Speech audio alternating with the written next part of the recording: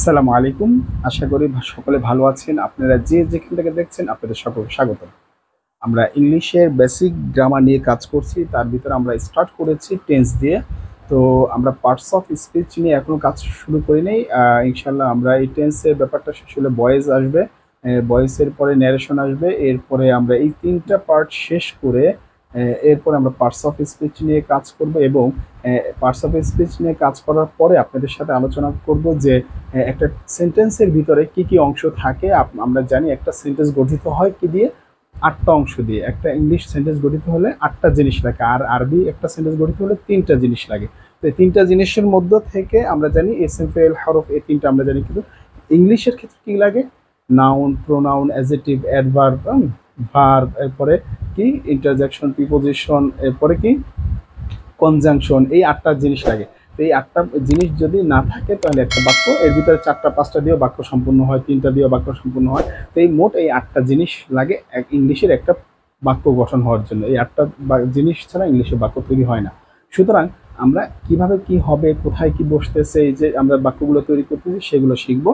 তো এগুলো শেখার ক্ষেত্রে তার আগে আমি যে বিষয়টা আপনাদের সাথে শেয়ার করতে চাচ্ছি, আগে যদি আমরা একটু ইয়েটা শিখতে পারতাম, যে ওই ইংলিশের টেন্সটা যদি আগে শিখতে পারতাম, তাহলে টেন্সটা শিখতে পারলে আপনাদের সাথে আমি সুন্দর করে এই বিষয়গুলো শেয়ার করতে পারতাম, যে টেন্সের কোনখানে কোন বাক্যটা কোনখানে, মানে বাক্যের কোন অংশটা কোথায় আপনি ব্যবহার করতেছেন, কোনখানে নাউন ব্যবহার করতেছেন, কোনখানে প্রোনাউন ব্যবহার করতেছেন, এগুলো বিষয়ে আমরা ক্লিয়ার হতাম।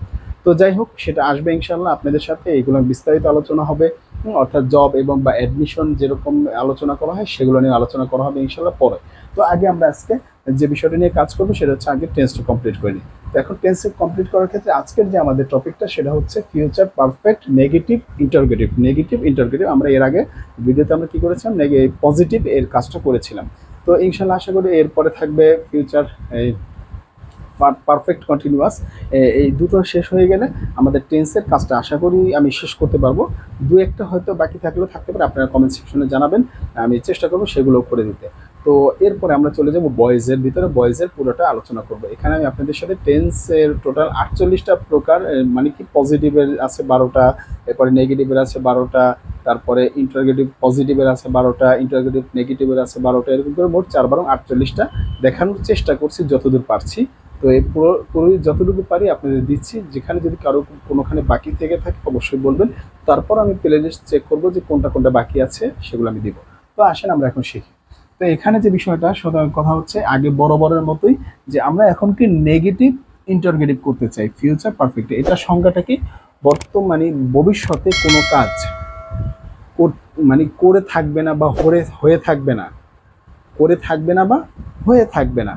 হ্যাঁ, এগুলো তো ব্যবহার হয় না, বিশেষ করে যে দেখা যায় এগুলো আমরা খুব কম ব্যবহার করি ইংলিশ বাক্যের ক্ষেত্রে। তারপর আমরা জানার ক্ষেত্রে পুরোটাই জানবো, টিপটা আমি করবো না। জানার ক্ষেত্রে জানার ক্ষেত্রে যতটা আমি বিস্তারিত জানতে পারি এটাই আর কি। এখানে কোনো কৃপণতার সিস্টেম নাই জানার ক্ষেত্রে।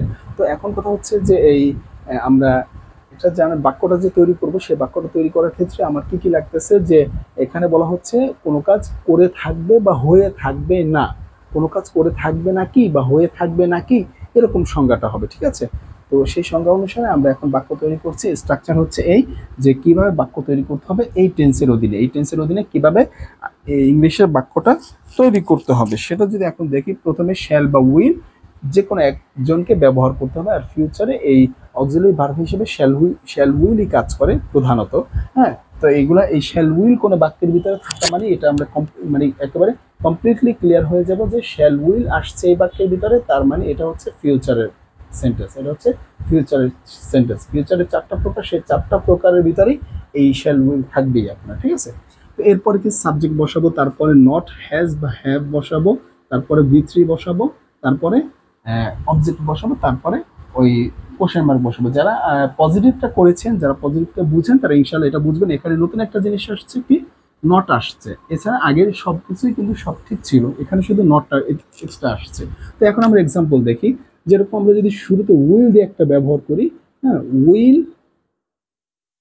ইউ, উইল ইউ, দেখেন উইল ব্যবহার করলাম, তারপর সাবজেক্ট ব্যবহার করলাম, তাহলে উইল ইউ, তুমি কি, তুমি কি, নট, নট মানে না, তুমি কি না, হ্যাভ বসবে, নট হ্যাভ, কারণ সেকেন্ড পার্সন কি নাই, হ্যাভ নাই, হ্যাজ নাই না, হ্যাভ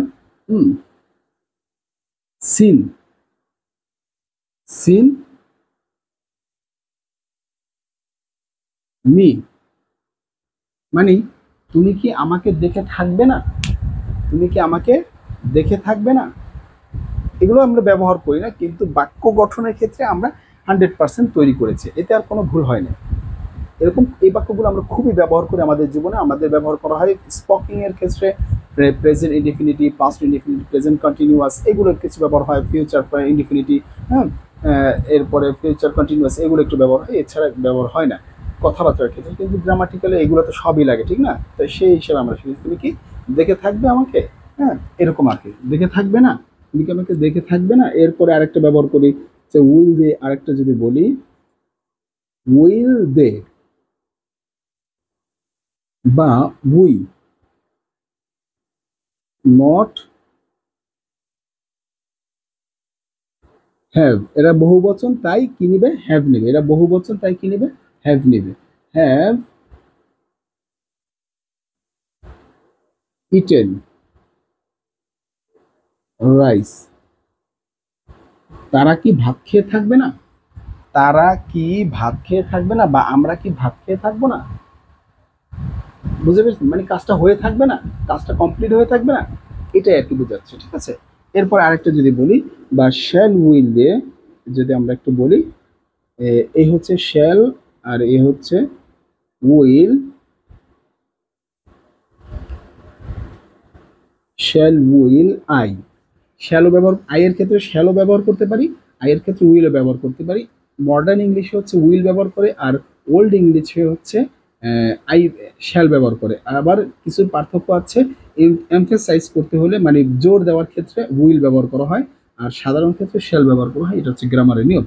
তো এরপরে কি নোট, নট হ্যাভ, আয়ের সাথে কি বসে, হ্যাভ বসে, হ্যাজ তো বসে যদি থার্ড পারসন সিঙ্গুলারের সাথে, ঠিক না? হি সি তার সাথে কোন একজন ব্যক্তি না। হ্যাভ গন, গন দেয়ার। আমরা সহজ বাক্য দিয়ে শেখার চেষ্টা করছি, ইনশাল্লাহ এরপর আমরা জটিল জটিল বাক্যগুলো তৈরি করব। তারপর এই টেন্সের আধুনিক বড় বড় ধরনের বাক্য তৈরি করে দেখলে সেগুলো চেষ্টা করব।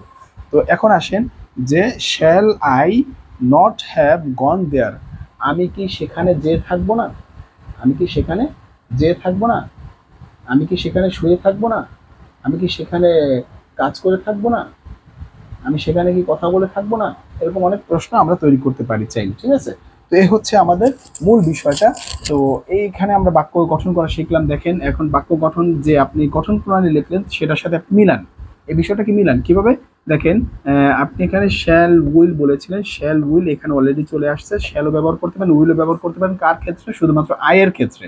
আর এই যে বাকি যে সাবজেক্ট উই, এরপরে দে, ইউ, হি, সি, এগুলোর ক্ষেত্রে কি ব্যবহার করতে হবে, উইল ব্যবহার করতে হবে, কি ব্যবহার করতে হবে, উইল ব্যবহার করতে হবে, এগুলোর ক্ষেত্রে শেল ব্যবহার করা যায় না। তো এখন এই সেই বিষয়টা আমরা দেখলাম, ইউ নট হ্যাভ, যে এই যে এখানে সাবজেক্ট ইউ সাবজেক্ট, এরপরে নট হ্যাভ বা হ্যাজ, এই যে নট হ্যাভ ব্যবহার করলাম, হ্যাজ হবে না কেন, কারণ ইউ সেকেন্ড পারসন, এর সাথে সবসময় হ্যাভ আসে, হ্যাজ আসে না।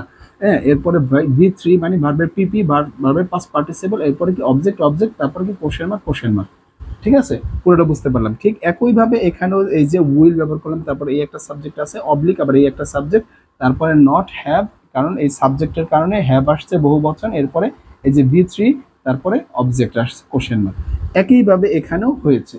তো এইভাবে করে আমরা যদি বেসিক আকারে বাক্যগুলো তৈরি করা শিখি, এক একটা বাক্য দেখেন কত বড় একটা বাক্য তৈরি হয়ে গেছে কতগুলো ওয়ার্ড দিয়ে, ঠিক না? এখানে ধরেন একটা ওয়ার্ড, দুইটা ওয়ার্ড, তিনটা ওয়ার্ড, চারটা ওয়ার্ড, পাঁচটা ওয়ার্ড, ছয়টা ওয়ার্ড আপনি ইউজ করে ফেলেছেন একটা বাক্যের ভিতরে। তো এই কোন, এখন কোন ওয়ার্ডটা কি অবস্থায় আছে, কোন ওয়ার্ডটাকে কি বলা হয়, এগুলো আবার পরবর্তীতে আমরা শিখবো। টেন্সটা শেষ হয়ে নিক, এরপরে আমাদের ভয়েস আছে, ন্যারেশন আছে, এগুলো শেষ হলে এরপরে গ্রামার পার্ট আমি আপনাদের সাথে বিস্তারিত প্রত্যেকটা পার্টস অফ স্পিচের যে পার্ট আছে যতভাবে আলোচনা করা যায় আমি সব বিস্তারিত রূপে আপনাদের সাথে আলোচনা করব।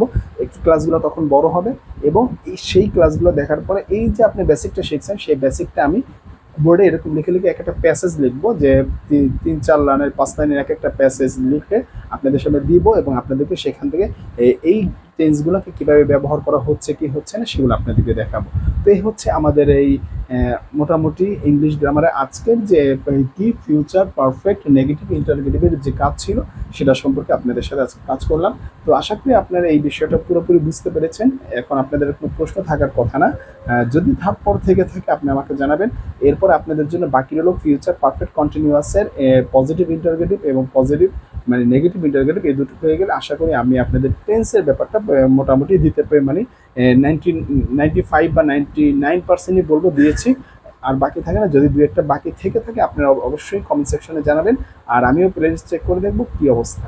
তো আজ এ পর্যন্ত, পরবর্তী ভিডিওতে দেখা হচ্ছে। আসসালামু আলাইকুম।